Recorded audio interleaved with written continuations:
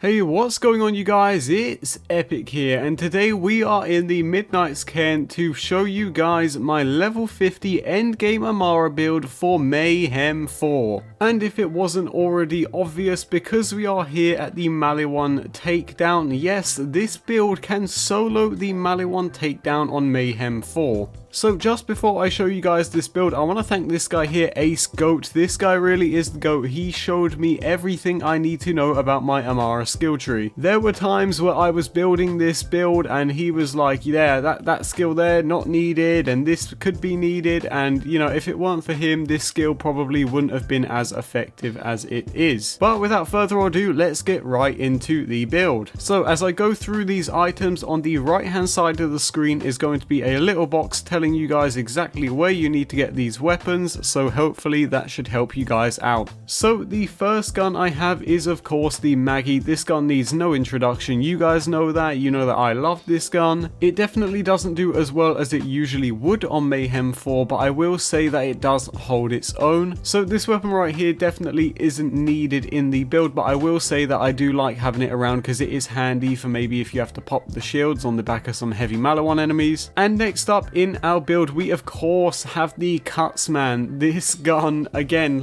needs no introduction. It is 1000% one of the best SMGs in the game. So I have a corrosive element Cutsman and I also have a shock element Cutsman. These are on me at all times. They are very handy to have, and we will talk about the Cutsman a little more later, but for now let's go on to 1000% on the same level as the Cutsman. This gun is needed. It is the Brainstormer. Again, this will make sense later once I show you guys my skill tree and whatnot, but the Brainstormer is a must have for this build. I can't stress it enough. Next up, you want an Iron Maiden stopgap. I have mine in the flame element because it's better to stop enemies just melting your health bar, but I will say if you don't have this shield, you can also use the transformer, which you guys know I of course love. And then for my grenade, I have the piss grenade, as it does give enemies a 20% damage debuff for 6 seconds, which is really handy if you're struggling to take down an enemy. For my relic, I go with a snowdrift relic, of course, because I want that slide speed. I don't have the best stats on mine, but if you can find one that benefits your elemental damage, that is awesome.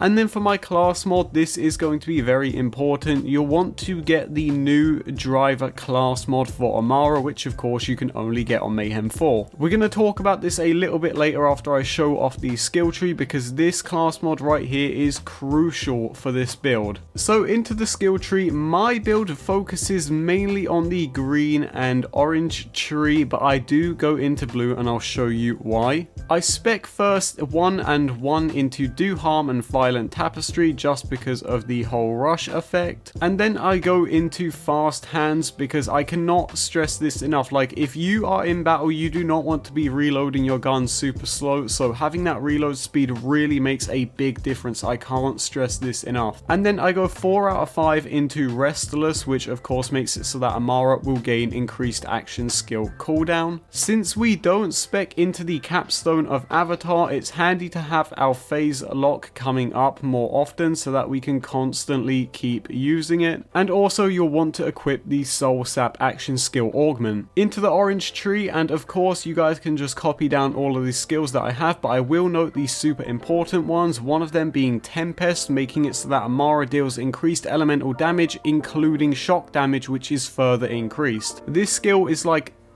it's needed for, I don't care what build you're doing for Amara, get Tempest. This skill is insane. I also want to make it very clear that this right here, Sustainment, is going to be the living, breathing soul of your build, keeping you alive at any point in the battle, making you get lifesteal when you deal damage with an elemental weapon. And for your main action skill, you are of course going to want to pick Ties That Bind, making it so that when you phase grasp an enemy, nearby targets are linked, and then if you shoot the grasped enemy, it will deal damage to all of them linked enemies. Again, I can't stress this enough, guys. This is crucial. This skill is absolutely insane and needed for this build. Now into the green tree here. Some really important skills here. First of all is of course personal space, making it so that Amara's weapon shots deal bonus damage based on the distance to her target. What's cool about this is that the closer you are to the target, the greater the bonus. So again, I'll come back to this in just a minute and show you guys why I spec'd it, but for now let's move down the tree into the most important skill, which is mindfulness, which is 3 out of 3. So this makes it so that when Amara takes damage, she gains a stack of mindfulness, and for each stack she gets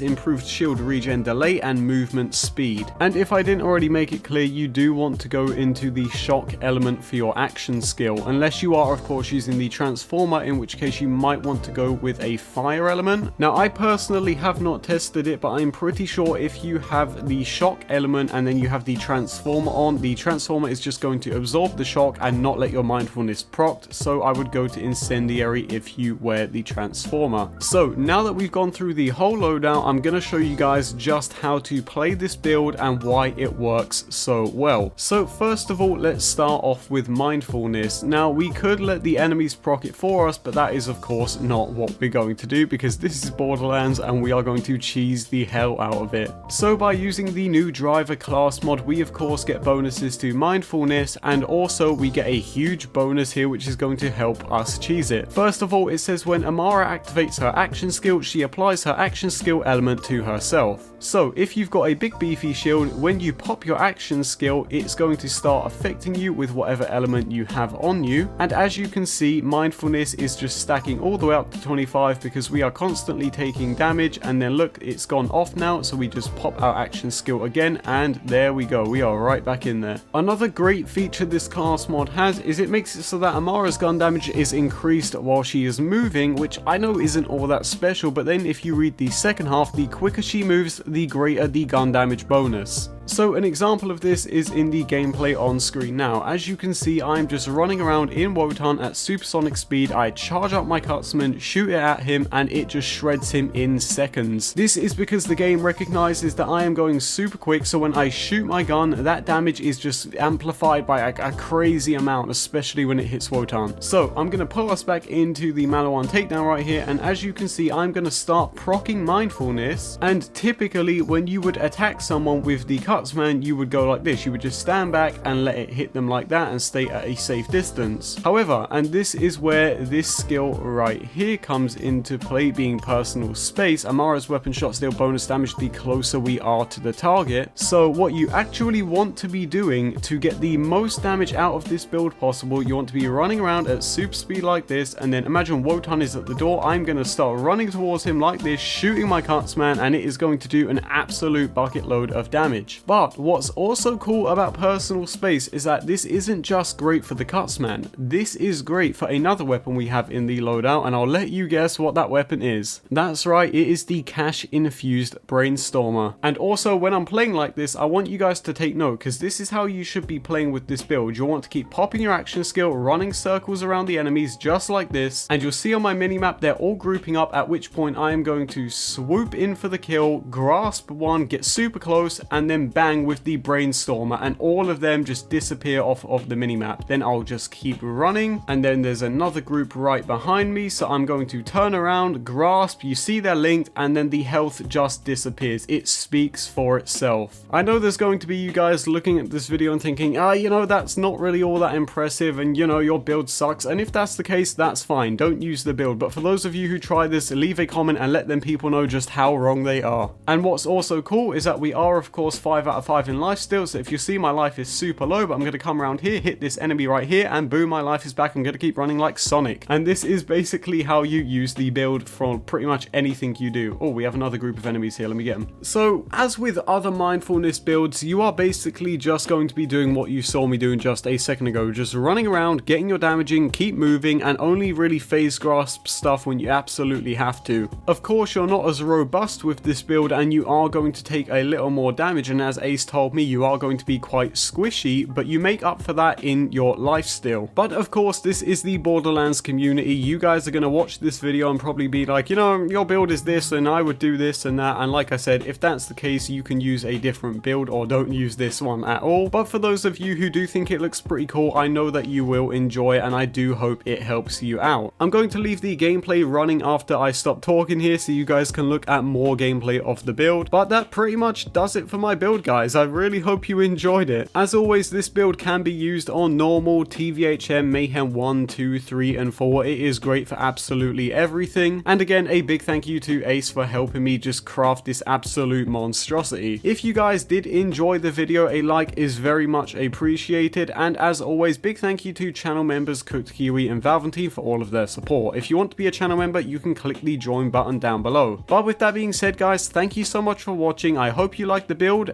and have a nice day.